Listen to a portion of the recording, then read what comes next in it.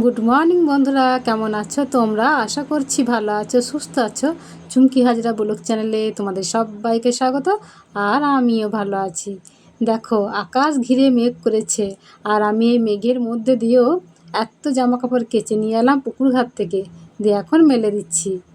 তো সকাল সকাল এই জামা কাপড়টাই কাচতে লেগেছি, বাসি কাজকর্ম কিছুই হয়নি। কেন জানো? ভাবলাম যে জামা কাপড়গুলো কেচে মেলে দিই, জলটা যদি ঝরে যায় তখন ঘরেতে ফ্যানের হাওয়াতে মেলে দিলেও না পাতলা পাতলার মতো শুকিয়ে যাবে, তাহলে তো পরতে পারবে। তো সেই জন্য এই কাজটা আগে করতে এলাম। তো এইগুলো মেলে দিয়ে আরও জামা কাপড় মাখানো আছে, সেইগুলোও কাচতে যাব। আগে সব কেচে নিয়ে তারপরে আগে ঘরের কাজগুলো করব। কালকে তো পঞ্চমী ছিল, কিছুই কাচা হয়নি, তাই আজকে সব মাখিয়ে দিয়েছি, অধিকাংশই মাখিয়ে দিয়েছি। আর হয়তো যে কটা থাকবে সে কটা কালকে দিয়ে দেবো, তাহলেই হবে।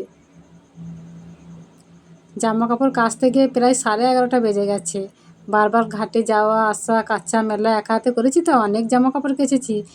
তারপরে মুড়ি কুটা নাককে মুখে গুজে কোনো রকমে দিয়ে রান্না বসিয়েছিলাম। তো গ্যাসে বলে তাড়াতাড়ি রান্নাটা হয়ে গেল। তো আজকে রান্না বান্না না তোমাদের সঙ্গে কোনো কিছুই শেয়ার করতে পারিনি গো। তো এখন ভাত খাবো। তো বিট্টুর বাবা স্নান করছে, বিট্টু স্নান করা হয়ে গেছে। আর আমি সব ভাত তরকারি রেডি করছি, স্নান করে এসে আর কি বসে পড়বে, অনেকটা বেলা হয়ে গেছে। আর মেঘটা কেমন অন্ধকার, দেখো মনে হচ্ছে বৃষ্টি চলে আসবে এখনই।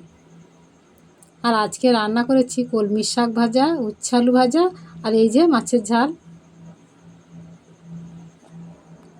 অনেকটা দেরি করে মুড়ি খেয়েছি, তো সেই জন্য না আমার এখন আর ভাতের খিদেটা নেই।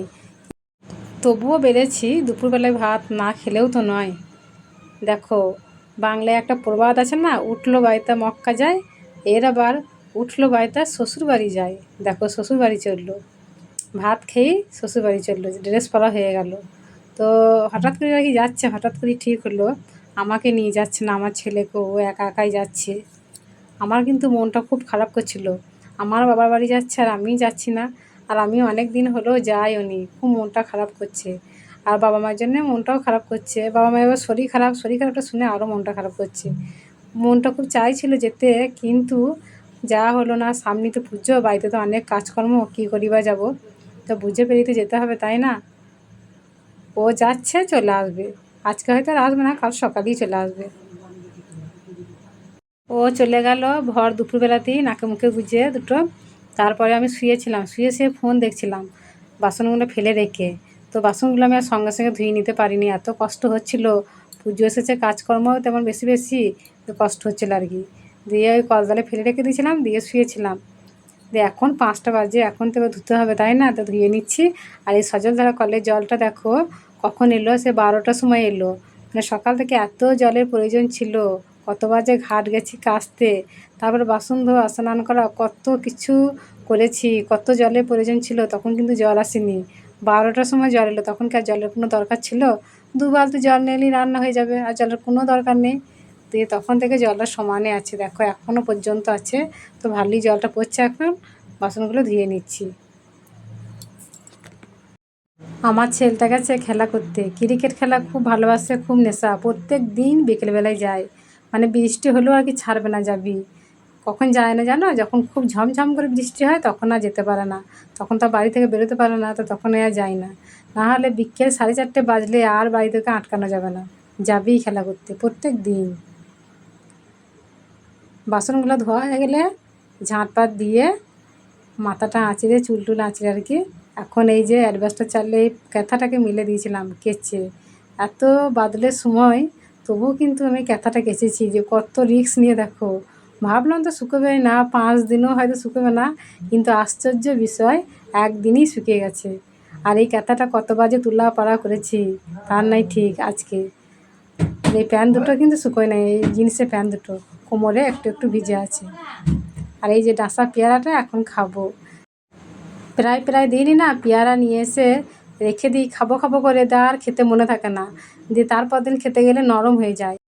আর নরম পেয়ারা খেতে কি ভালো লাগে, একদম স্বাদই থাকে না পেয়ারার স্বাদটা।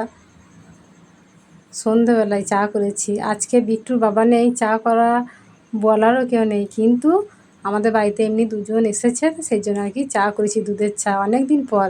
আমরা তো 12 মাস লিকার চা খাই, দুধের চা খাই না। তো আজকে আর কি করলাম সন্ধেবেলাতে। যারা খুব চা খেতে ভালোবাসে সকাল সন্ধে, মানে যারা খুব চা প্রেমিক, মানে এক একজন আছে আবার ভর্তি দুপুরবেলাতেও চা খায় শুনেছি। তো তাদের এমন কথা শুনে কি হয় বাবারে, কী করে এত চা খায় কী জানি। আমার বাবা এক টাইমই চা, আমার সকাল সন্ধে কোনো দরকার নেই, সকালবেলাটা হলেই হবে। তো চা করলে আর কি খায় সন্ধেবেলায়, মানে করলেও হবে না করলেও হবে আর কি, এমনটাই আর কি। দাদারা দাঁড়িয়েছিল তাই বললাম দাদা বসে চাটা খাও। সন্ধ্যাবেলার সময় কোনো মানুষ যদি বাড়িতে আসে না, তখন মনে হয় না যে একটু চা করে দিই চা খাক, তাই মনে হয়, তাই না? কিন্তু অন্য সময় এলে কিন্তু এই কথাটা মনে হয় না। ভগবান সব ঠিক করে দিয়েছে যে সকাল আর সন্ধ্যার টাইমটা হলো চা খাওয়ার সময়।